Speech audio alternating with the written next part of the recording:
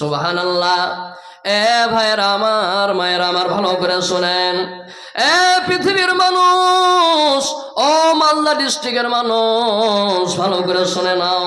ওরে আল্লাহ, এবার গ্রামের কবিরাজকে ডাকা হলো নেতার ঝাড়ফুঁক করার জন্যে, কিন্তু ঝাড়ফুঁক করে কোনো লাভ হয় না। বড় বড় বড় বড় ডাক্তারকে ডাকা হলো, কিন্তু কোনো লাভ হয় না। এবার গোটা গ্রামের মানুষ চিন্তায় চিন্তিত হয়ে গেলেন। আমাদের গ্রামের লিডার, আমাদের গ্রামের নেতাকে কোন এমন বিষাক্ত সাপে দংশন করলো যে কোনো কবিরাজ এসে তার ঝাড়ফুঁক করে তার বিষ নামাইতে পারে না, কিংবা কোনো ডাক্তার এসে ভালো করতে পারে না। সুবহানাল্লাহ। এবার ওই লোকগুলোর মধ্যে কিছু লোক বলছে, আরে এক্ষুনি তো কিছুক্ষণ আগে মুসলমানের দল আমাদের গ্রাম দিয়ে গেল, হয়তো তারা আশেপাশে কোথাও আছে, যাও তাড়াতাড়ি তাদেরকে খুঁজো। তারা মনে হয় কোনো ব্যবস্থা করে, তারা মনে হয় কোনো ব্যবস্থা করে ঝাড়ফুঁক করে মনে হয় আমাদের নেতাকে ঠিক করে দিতে পারবে।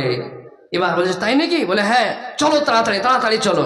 এবার কিছু লোক সাহাবায়ে কেরামের কাছে পৌঁছে গেলেন। মাঠানে টাম্বুরা টাঙ্গে আছেন আর সাহাবায়ে কেরামেরা ওখানে পৌঁছে গেলেন।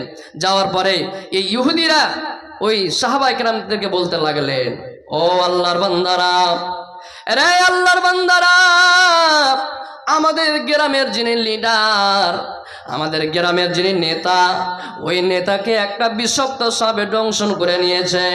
এরে আল্লাহর বান্দারা, তোমাদের মধ্যে কি কোনো লোক এরকম আছে গো যে আমাদের নেতাকে ঝাড়ফুঁক করে ভালো করতে পারবে?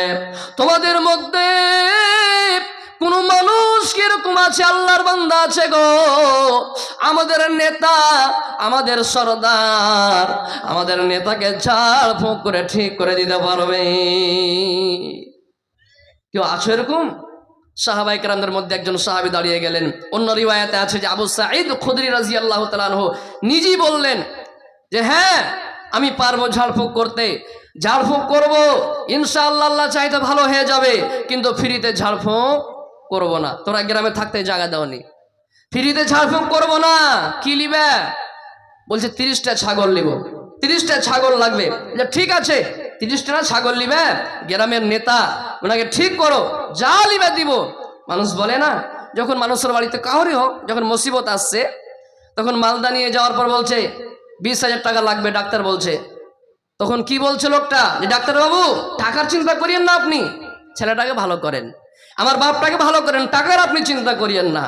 তো ওই লোকগুলো বলছেন আপনি চিন্তা করিয়েন না, যা লিবেন তা দিব, কিন্তু আমাদের সর্দারকে ভালো করেন। সুবহানাল্লাহ। তাদের ঈমান দেখেন বন্ধুরে আমার, আমার ভাইয়েরা, তাদের ঈমান দেখেন।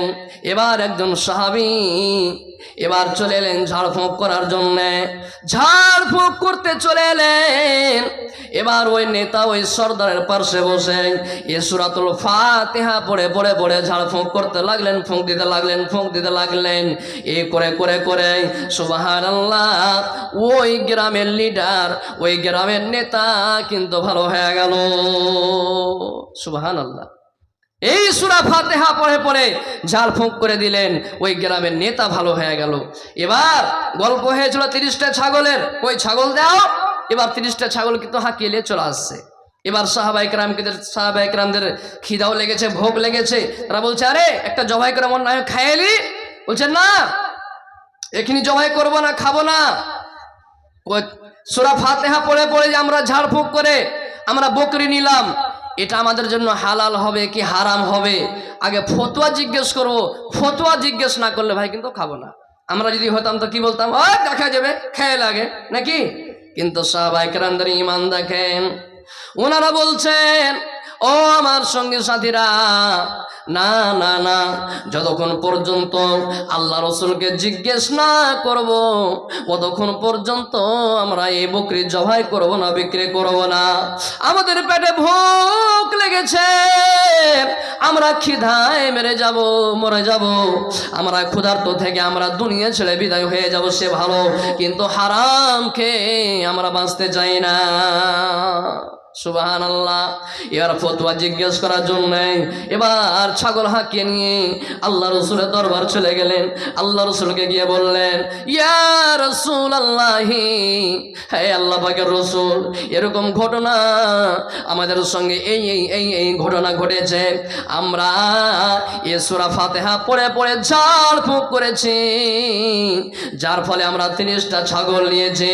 ও আল্লাহ রাসূল, আপনি দয়া করে আপনি আমাদেরকে বলে দেন যে ছাগলগুলো আমাদের জন্য হালাল হবে না হারাম হবে, একটু দয়া করে আপনি বলে দেন। আল্লাহ রসুল, এই ছাগলগুলো আমাদের জন্য কি হালাল? আল্লাহ রসুল একটু মুচকি হাসি দিয়ে বললেন, আমার সাহাবীরা, যাও তোমরা খাও, এই ছাগলগুলো তোমরা বন্টন করে নাও, আপসের মধ্যে বন্টন করে নাও, তোমরা ভাগযোগ করে খেয়ে নাও এবং আমারও একটা ভাগ লাগিয়ে দাও। সুবহানাল্লাহ। আল্লাহ রসুল বলছেন আমার একটা ভাগ লাগিয়ে দাও, মানে কি? আল্লাহ রসুল নিজে ভাগ চেয়েছেন, মানে কি যে হালাল আছে তোমরা নাও খাও, কোনো অসুবিধা নাই।